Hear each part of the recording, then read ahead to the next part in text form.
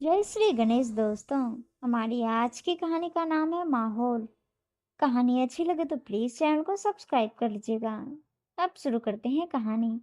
माँ, अब मुझसे और सहा नहीं जाता। यहाँ हर दिन मुझे नीचा दिखाया जाता है। कल तो सासू माँ ने मुझे थप्पड़ तक मार दिया। दीपक ने भी मेरा साथ नहीं दिया। कांता जी का दिल ये सुनकर दहल गया। उन्होंने तुरंत अपने पति प्रमोद और बेटे विभास को यह सब बताया। अब बस बहुत हुआ। रीना को और तकलीफ नहीं सहने देंगे। हमें ससुराल जाकर इन लोगों को सबक सिखाना ही होगा। रीना के मायके वाले उसी शाम उसके ससुराल पहुंच गए। रीना की सास और ननद को जब लगा कि मामला गंभीर हो चुका है तो दोनों डर गई। दरअसल रीना एक साधारण लेकिन आत्मसम्मान से भरपूर लड़की। उसने अपने जीवन में हमेशा एक बात सीखी थी, इज्जत मांगने से नहीं, अपने व्यवहार से कमाई जाती है। रीना पढ़ाई में अच्छी थी और घर के कामों में भी निपुण। उसके माता पिता कांता और प्रमोद उसकी शादी को लेकर बड़े उत्साहित थे। रीना की शादी एक प्रतिष्ठित परिवार के लड़के दीपक से तय हुई। दीपक एक प्राइवेट कंपनी में काम करता था और दिखने में अच्छा था। शादी बड़े धूमधाम से हुई और सबने सोचा कि रीना का जीवन खुशियों से भर जाएगा। शादी के बाद रीना अपने ससुराल पहुंची। वहां उसका स्वागत तो अच्छे से हुआ, लेकिन सास विवाह और ननद सोनल के चेहरे पर एक अजीब सा भाव था। रीना ने सोचा कि शायद नई बहू होने की वजह से यह स्वाभाविक है। रीना, उठकर जल्दी किचन में आ जाना। हमारे यहाँ सुबह जल्दी काम शुरू होता है। विभा ने पहली रात को ही यह कहकर अपनी मनसा जाहिर कर दी थी। रीना ने विनम्रता से सिर हिलाया और सोने चली गई। रीना ने अगले दिन सुबह जल्दी उठकर ससुराल के कामों में हाथ बटाना शुरू किया। उसने घर की साफ सफाई की, नाश्ता बनाया और बाकी सभी के लिए चाय भी तैयार की। लेकिन जब विभा और सोनल चाय पीने आई तो सोनल ने नाक सिकुड़ते हुए कहा, अरे, यह कैसी चाय बनाई है? ना चीनी सही है ना दूध। हमारे यहाँ ऐसी चाय कोई नहीं पीता। रीना ने माफी मांगते हुए कहा, मैं कल से ध्यान रखूंगी दीदी। लेकिन यह सिर्फ शुरुआत थी। हर दिन किसी न किसी बात पर विभा और सोनल उसे ताने देती। तुम्हारी माँ ने तुम्हें कुछ सिखाया भी है या ऐसे ही भेज दिया? दीपक के लायक तो बिल्कुल नहीं हो। रीना को ये बातें बहुत चुभती थी, लेकिन उसने सोचा कि प्यार और धैर्य से सब कुछ ठीक हो जाएगा। शुरुआत में दीपक रीना के साथ ठीक था। वह उसे सपोर्ट करता और माँ बहन की बातें नज़रअंदाज करने को कहता। लेकिन धीरे धीरे वह भी अपनी माँ और बहन की बातों में आने लगा। एक दिन सोनल ने शिकायत की, भैया, तुम्हारी बीवी तो कामचोर है। मैंने उससे कहा था कि मेरे लिए लड्डू बनाना, लेकिन उसने तो सिर्फ बहाना बना दिया। दीपक ने बिना सच्चाई जाने रीना से गुस्से में कहा, तुम्हें सोनल दीदी की बात माननी चाहिए थी। आखिर घर में सबकी खुशी का ख्याल रखना तुम्हारी जिम्मेदारी है। रीना ने खुद को समझाया कि यह सब शादी का हिस्सा है और उसने इस बात को भी नज़रअंदाज कर दिया। एक दिन जब रीना ने खाना बनाने में थोड़ी देर कर दी तो विभाजी उस पर चिल्लाते हुए बोली, तुमने हमारे बेटे की जिंदगी बर्बाद कर दी। तुम्हें तो एक पल भी इस घर में नहीं रहना चाहिए। सोनल ने भी आग में घी डालते हुए कहा, हाँ माँ, यह लड़की हमारे घर के संस्कारों के लायक नहीं है। बात इतनी बढ़ गई कि विभाजी ने गुस्से में रीना को थप्पड़ मार दिया। रीना की आंखों में आंसू आ गए, लेकिन उसने कुछ नहीं कहा। रात को जब उसने यह बात दीपक को बताई तो उसने उल्टा रीना को ही दोषी ठहरा दिया। तुम्हें माँ की बात माननी चाहिए। वो जो कहती हैं तुम्हारे भले के लिए कहती हैं। उस रात रीना ने ठान लिया कि अब वह चुप नहीं रहेगी। रीना ने अगले दिन सुबह ही अपनी माँ कांता को फोन किया। उसकी आवाज़ लड़खड़ा रही थी और आंखों से आंसू बह रहे थे। माँ, अब मुझसे और सहा नहीं जाता। यहाँ हर दिन मुझे नीचा दिखाया जाता है। कल तो सासू माँ ने मुझे थप्पड़ तक मार दिया। दीपक ने भी मेरा साथ नहीं दिया। कांता का दिल ये सुनकर दहल गया। उन्होंने तुरंत अपने पति प्रमोद और बेटे विभास को यह सब बताया। प्रमोद, जो स्वभाव से शांत और सुलझे हुए थे, लेकिन अपनी बेटी के लिए हमेशा सख्त कदम उठाने वाले इंसान थे, बोले, अब बस, रीना को और तकलीफ नहीं सहने देंगे। हमें ससुराल जाकर इन लोगों को सबक सिखाना ही होगा। विभास, जो हमेशा अपनी बहन के साथ खड़ा रहता था, बोला, पापा, मुझे साथ चलने दीजिए। अगर उन्होंने रीना पर और अत्याचार किया तो मैं उन्हें अच्छी तरह सबक सिखाऊंगा। रीना के मायके वाले उसी शाम उसके ससुराल पहुंच गए। जैसे ही वे दरवाजे पर पहुंचे, विभाजी ने उनकी तरफ देखा और बिना नमस्ते किए ही कहा, आइए आइए, आपकी बेटी ने जरूर कोई शिकायत की होगी, तभी आप यहाँ आए हैं। प्रमोद जी ने गुस्से को काबू में रखते हुए कहा, हाँ, शिकायत की है और करना भी चाहिए। आखिर आप लोग उसकी जिंदगी नर्क क्यों बना रहे हैं? विभाजी ने जवाब दिया, अरे नर्क कहाँ बनाया, बस इसे हमारे घर के संस्कारों के हिसाब से ढलने में दिक्कत हो रही है, और फिर बहू को तो थोड़ा सहना ही पड़ता है। ये तो हर घर की बात है।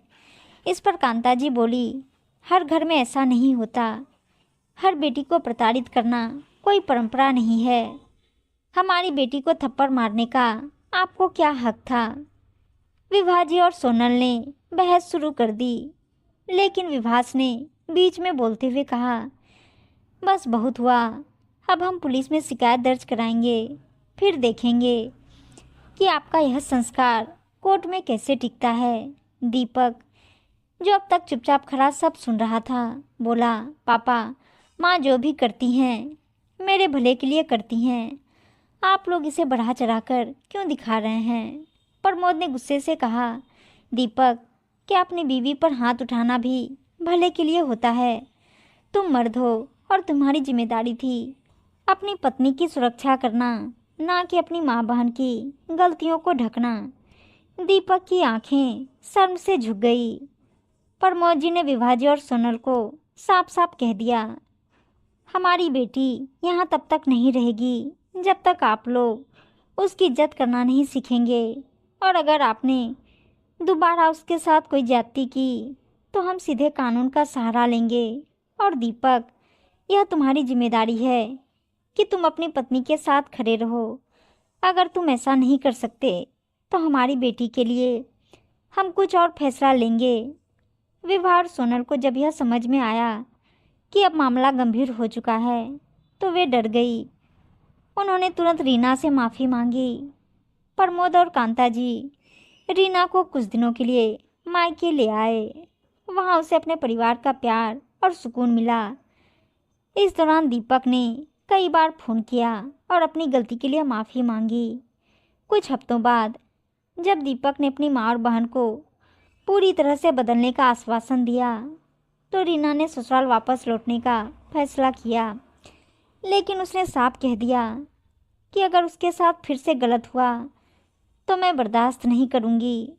रीना का आत्मसम्मान और उसके मायके वालों का सपोर्ट उसके लिए ढाल बन गया। उसने अपने ससुराल वालों को यह सिखा दिया कि बहू किसी की दासी नहीं होती, बल्कि एक परिवार का सम्मान होती है। कुछ हफ्ते मायके में बिताने के बाद रीना अब खुद को मजबूत महसूस कर रही थी। वह जान चुकी थी कि उसे अब अपने आत्मसम्मान और अधिकारों के लिए खड़ा होना होगा।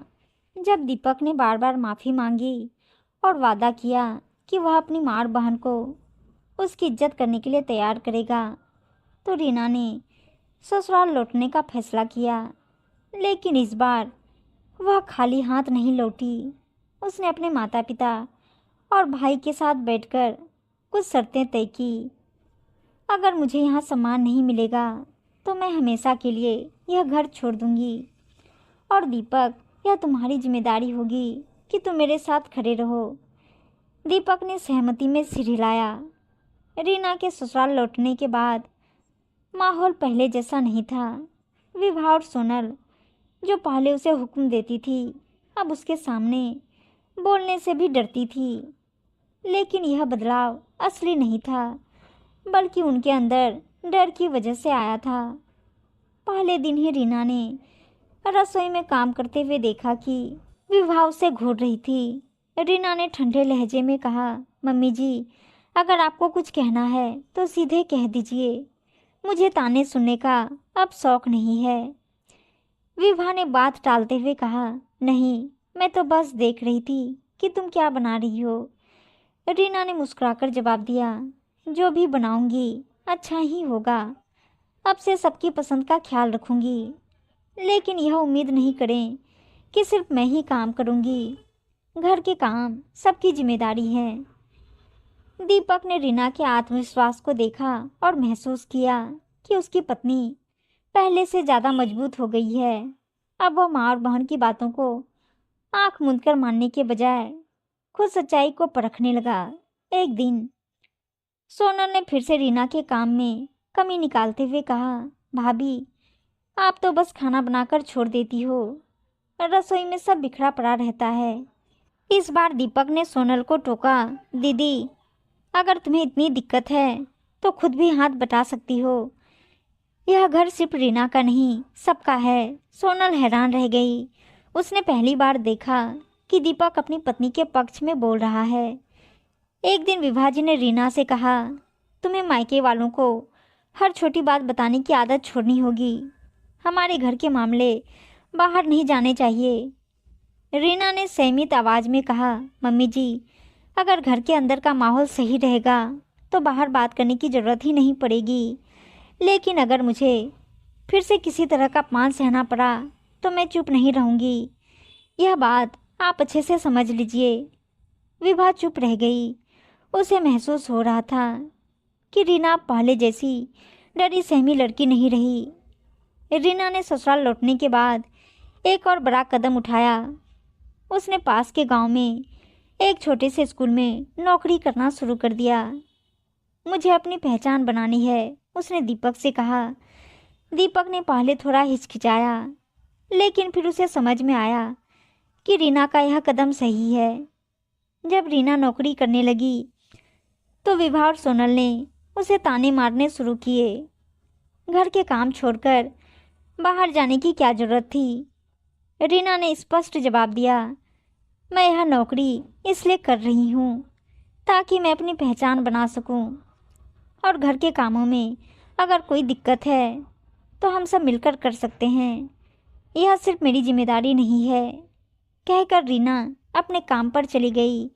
धीरे धीरे रीना के आत्मविश्वास और काम करने के तरीके ने पूरे परिवार को बदलना शुरू कर दिया।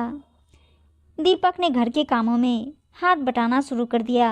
सोनल, जो पहले ताने देती थी, अब रीना के साथ बैठकर बातें करती थी।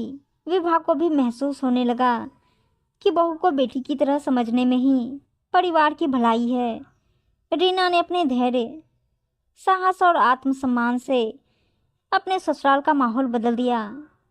उसने अपने मायके वालों के समर्थन और अपनी दृढ़ इच्छा शक्ति के दम पर दिखा दिया कि एक बहू भी परिवार का उतना ही अहम हिस्सा है जितना कोई और।